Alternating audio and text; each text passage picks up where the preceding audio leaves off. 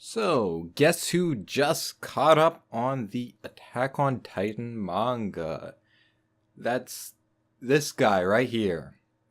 So, in case you didn't know, my job is editing now. I'm basically full-time editor, and I happen to edit a lot of videos on shonen, anime, and manga. But the thing is, I'm not much of a shonen guy. It's not necessarily for lack of interest, but more lack of exposure. I just didn't watch Naruto or One Piece or Dragon Ball or any of that stuff when I was a kid, so I don't really have the connection with it that a lot of other people do. However, I am still interested in checking some of this stuff out, and it would also make my field of work a lot easier if I was actually, familiar with the events they're discussing beyond just a brief perusal of the wiki page. So that brings me to my starting point, which was Attack on Titan. I chose this specifically because I've seen the first season and half of season 2, and I enjoyed it. I even made a video on it way back when. I think the series is very just fun to watch. It's crafted to just be really hold you episode after episode with these constant reveals and cliffhangers. It's nothing that I absolutely adore or anything, but I think it is definitely a very good, solid, enjoyable show. So I figured, well, the manga's way ahead. I don't really feel that much like coming back to the anime, especially since it's been so long since I stopped in season 2. So why don't I just read the manga? Plus you can read manga way faster, which makes things a lot easier. So I started from the beginning, and now I'm caught up at chapter 127. And it's the verdict, Attack on Titan, pretty good. Like a 7 out of 10, maybe light 8 would be my position. And warning, this video will definitely have spoilers. I don't know, the beginning will probably be less spoiler because I'll be talking about earlier sections and more general things, but, I'm not really going to constrain myself to try and think about anything in particular when it comes to spoiling things. So, yeah, let's just jump right into it. So, starting off, I think the most apparent thing when you jump into Attack on Titan is the art, which is not great to begin with. Now, I don't necessarily think the art is terrible. I think it actually looks good in some places, particularly with the illustrations of the Titans. Those are generally pretty solid. And just the setting itself usually looks fine. However, particularly you'll notice anytime there's a perspective shot with multiple characters in frame, almost always the anatomy of the characters doesn't look quite right. The more characters, the worse it gets. And this is particularly applicable to the early sections of the manga, because you'll notice as the manga goes on, the art gets better by quite a bit. The first few chapters of Attack on Titan, it feels extremely amateurish from an artistic standpoint. It feels like something I would find on DeviantArt by someone who just really likes anime and manga and clearly has some talent in art, but is lacking experience or to some degree the fundamentals. So they're aiming for this more more realistic-ish anime-inspired style, but not quite landing it. But then, over time it developed, and now it looks pretty consistently good, artistically. Now, that's not to say I think it looks amazing.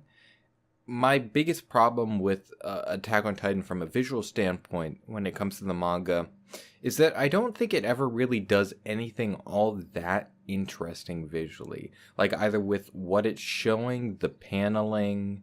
The best parts of Attack on Titan are, I think, the fact that it has this more sketchy style. The lines are a little rougher. which gets across the more sort of visceral nature of Attack on Titan, and particularly for the really grotesque and sequences, such as when Aaron's mom gets eaten by a Titan, stuff like that, has a similar weight to what it did in the anime, because of this more rough, this just general roughness to it all. But across the board, there was never any time where I felt like the paneling stood out to me or grabbed me. It just felt like, okay, here's the story. And like the action sequences, they're always good, but again, they never left much particular impression on me. There's no, outside of a couple small instances, like ones that are really well remembered, like the Colossal Titan peeking his head above the wall as the kids look up at him. There's things like that, but it definitely feels like with the type of premise it has, it should lend itself to a lot more iconic imagery than we get. And just across the board, the characters themselves feel really stiff.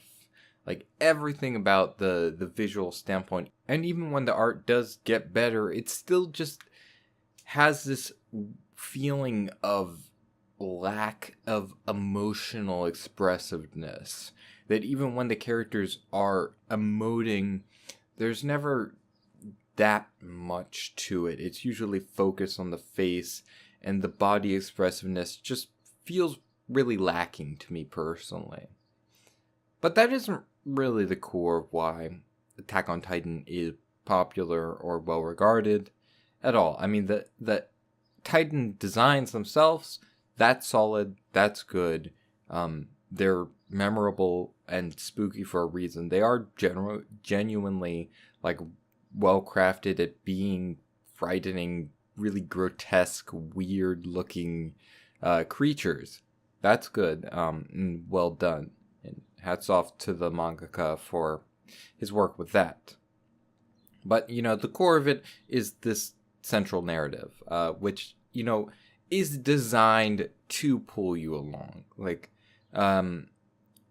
if you're not too into stories that are sort of centered on this continual, like, baiting you further and further with teases of information, then might not be the story for you. Obviously, I think it generally pays off pretty well, but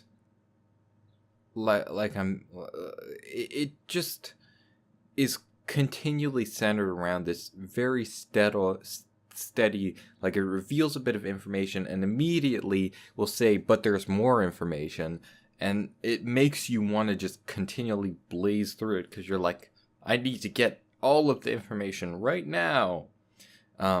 Most apparently is the central aspect of the basement, which is set up fairly early on when, his dad tells him, Aaron's dad tells him that I'm going to take you to the basement, then the Titans attack. Way later, Aaron reveals that not that much later, but later Aaron reveals that he thinks there's something important in the basement related to his Titan powers, and so then it's quite a while before we finally, after so much work and efforts from the characters, make our way to that basement. But they tease you with that basement a lot. They bring it up quite frequently. It's like always building up to this basement so that when you finally get there, it's supposed to be like, oh, finally. And I kind of want to talk about that. I know I'm being all over the place, but after you binge through all the chapters in like 4 days, they're kind of scattered all over the place, is this aspect of the ultimate reveal, which is we discover a couple things. We discover the Titans are humans, and then also with the basement reveal, we find out about the world outside of what we thought was the last remaining remnants of humanity on this little island surrounded by the walls. And what we discover is there's basically two different races, and this race of humans, or not necessarily two, but this particular race of humans can turn into Titans are like they have the ability to. It's not necessarily always made manifest, but it is possible for them to be turned into Titans. And so like one of the like punishments for those that rebel is that they get turned into Titans, because there's like the pure Titan, which has no real like comprehension or intellect. Like they just sort of wander around, and that's the Titans that are the bulk of like our heroes' issues. And then there's the actual Titans, the ones that where like Eren is, that actually have their intellect and are able to operate.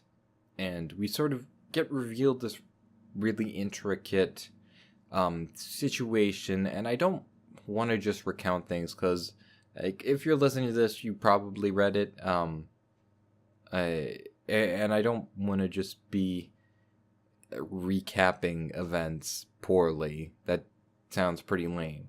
I want to talk a little bit about what I think is kind of interesting about Attack on Titan, which is its specific theming with regards to this aspect and how it handles it. Sort of this aspect of fate and destiny and choice and freedom, like across the board, like this aspect of freedom, which is set up really early with Eren's specific desire, that he's motivated by this longing for freedom, to be free, to escape from the walls. And then what they later discover when they do escape from these walls is that they're still trapped. They're still stuck in a situation. They're not truly free, even though they passed the bounds that they thought they needed to, and that there's so much more to this world than they initially expected. And what we sort of find is this constant sort of placing the characters in situations where there is no good choice to make. There is no right answer. And it's just all about, what do you believe? What do you feel? And then that again is sort of like contrasted against this aspect that's being set up, and particularly is being hammered home in the more recent chapters of like, are the choices that you make even your own choices? Because one of the aspects with these Titans, the ones that humans can actually control, that are passed down through like someone turning into a Titan and eating one of them with the powers, and they gain those powers, is that you also inherit the memories of the previous user of the Titans. And so there is this aspect of, well, how much, once you inherit this Titan, how much of the choices that you make are really your own choices? How much of it is being influenced by the memories of people that aren't you? Particularly with regards to this, we have the case of the king and the founding Titan, which is the like key Titan that everyone wants to get because it has the power to control people's memories and also control the Titans. And it's how the king tricked all the people into believing they were the last remnants of humanity. But the thing is, the king took an oath to not use his powers to fight, and that he was committed to peace, and so everyone who gets that Titan in the royal bloodline, who is able to make use of the power, because only those of royal bloodline can, at least as far as we initially discover, the issue is that they all inherit that same oath, that same ideology, and refuse to act, and also refuse to reveal the secrets because they think it's for the greater good.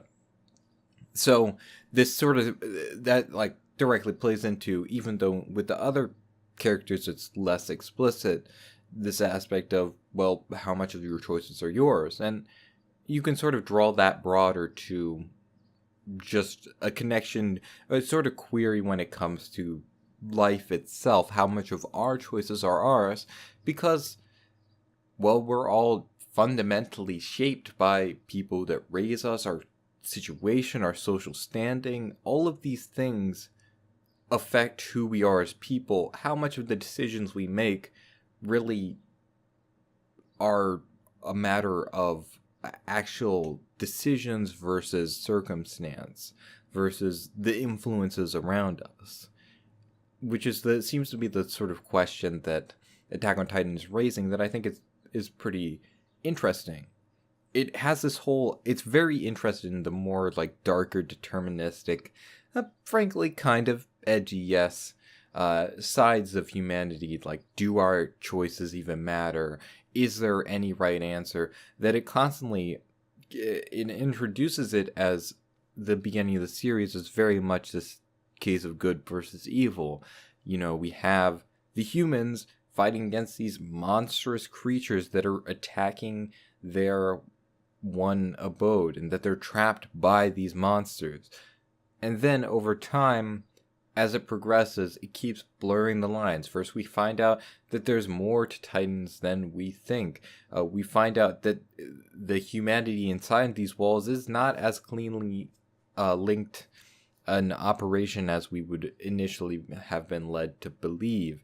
That there's a lot of inner conflicts. In fact, in one particular arc, the Uprising arc, they execute a coup to overthrow the current ruling power because it's not acting, and there's a bunch of deaths between humans. Like, even though there's Titans walking outside of the walls who had the power, who are genuinely these perceived creatures of pure evil, they're fighting each other because, well, that's what humans do. They have disagreements of ideology, fundamental disagreements of ideology that it seems can't be resolved without a conflict. And though that arc, I think, is by far the weakest arc in the whole series, it's pretty boring. It goes on for a long time. And I think the most annoying part about it is that it feels a little forced. The extent to which they try and characterize who we've known as the good guys for so long, this the Corps, the Survey Corps, as being not as good as we thought they were. That they're being put in these situations where they have to torture people and do morally questionable actions. And it's not like to say that that's necessarily a bad thing, but that the suddenness of it and the way it's depicted felt very much like it was pushing to make me feel that conflict, that these characters who I thought of as good aren't as good as I thought they were after all, that they really are much more nuanced than that. And it could have been depicted with more nuance, is my feelings on that situation, and also been way shorter. Because, like I said, the main draw is this steady reveal of information, and this arc is ultimately a long period of time where they're not going outside of the walls, and they're not learning more about the Titans, and they're just not, it doesn't feel like much forward motion is happening in the narrative. But aside from that, yeah, I like this sort of just continual despair, which is particularly apparent in the earlier arcs, I think, this feeling of just hopelessness. And it's still there in the later ones, but I think one of my issues is on two fronts. Not really two fronts because it's linked, but one thing I think about a lot is this aspect of tonal exhaustion. Like, if you stay in one specific tone for a very long time, there's a tendency to get tired of it.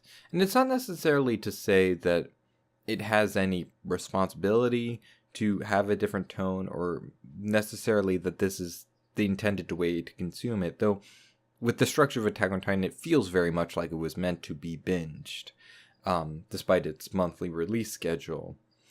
And just when you have one singular tone, it just gets kind of exhausting and emotionally draining. Like, it's hard to stay emotionally invested when things feel like they've gotten bland, even if they haven't really gotten bland. But one flavor for so long gets tiring. And that's kind of my issue with the newer arcs of Attack on Titan, even though I definitely like them. Specifically the reveals with Reiner. I think that arc was really interesting, really engaging. I like what they did with his character a lot. The reveals in the backstory was handled excellently. Like, his actions make a lot of sense. And particularly I like the aspect that this grand event that has throughout the series been called to as this huge, devastating, horrific memory, the attack of these 3 titans when they knocked down the wall, was 3 children way out of their league, scared, afraid, forced on a mission. Putting it from this secondary perspective totally shifts everything. It's really great. I like it a lot. Just very well handled. All of that stuff I really enjoyed. But one of the things about the earlier arcs of Attack on Titan was there was this constant contrast. The characters all had really eccentric personalities, and that was for a reason, because Attack on Titan was funny. In the downtime between the dreariness and the battles and everyone just dying, there was comedy. There was lighthearted moments where the characters are just together, interacting amicably, where Levi is being his clean freak self, or when the sequence when, particularly I think about when Levi met the senior squad corps before they go on the mission, where survey corps, where a bunch of them end up dying when they're trying to capture Annie, is that it sort of sets this up. We get to know them. It's fun. It's funny. They have humorous, fun personalities. And then that way, when they finally are all of them die protecting him, it lends it so much more weight. Whereas lately, it just feels like it's been a nonstop stream of just everyone's sad and everything sucks, and that's just the way it is. That it left me kind of emotionally just unfazed by any of the character deaths so far. None of it. Granted, they haven't really killed off any particularly major characters in a while, but it just, everything feels like it's lost a lot of the weight and the impact for me due to it feeling like it's just stayed at a similar tonal level for a long time. But again, at its worst, Attack on Titan just is entertaining. It's fun to read. The action scenes are nice. Just across the board, I feel like if it were done differently, it could be fantastic.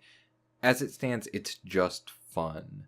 And not necessarily fun in the sense that it's lighthearted, obviously, but there's a funness to watching these types of thriller stories unfold as we learn more information. And I think overall the reveals have been well handled and well set up well and feel appropriate. The gradual unfolding of this narrative as stuff that was set up as simple is continually stretched out to be continually more and more complex. This feeling as a reader that you genuinely don't know where it's going to go next, because you don't know there is no real right choice, right? There's no easy answer. That's the whole sort of point.